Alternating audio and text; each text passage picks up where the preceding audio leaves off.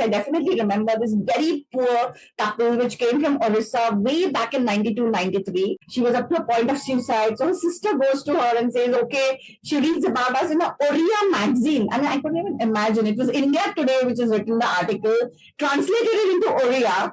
And she had a photo of me and she had tucked it in her blouse. And they didn't know Malpani, they didn't know Mumbai. They just sat in a train, came to VT station, and they just said, we want to go to Malpani. Now, this is sheer luck. It happened that they were asking around for Malpani. They meet a taxi driver to get instruction and says, oh, I take a lot of patients to Malpani clinic from VT, Victoria Terminus, Mumbai. So he guides them the bus. They sit in a bus. They come without money. They have no idea what they're doing. And the husband had a problem. Though the woman was tortured, she was tormented, she was actually burnt by a mother-in-law every time she got a period with a hot spoon, and she wanted to commit suicide.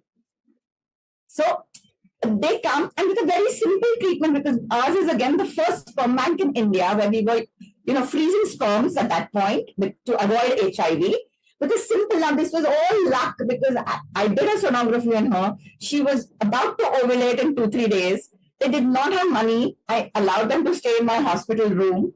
Did a sonography again after, every day. The egg follicle ruptured. We did a donor insemination. They didn't have money to pay because they just come like that. I said, fine, just leave it. You can always pay me later on or send the money or whatever.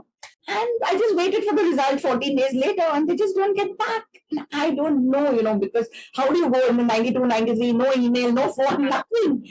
And I wait and they just don't come back. And I thought, is she alive? Is she not alive? I should think about her almost every day.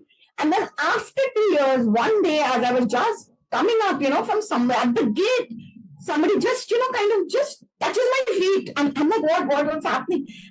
I didn't recognize her because this woman had a 2-year-old boy in her hand. She'd cut her hair short, put on makeup. She was wearing a very funky salwar kameez, husband with a check. I yet remember that, and that smile on their face and that confidence that they had. I mean, it was absolutely amazing.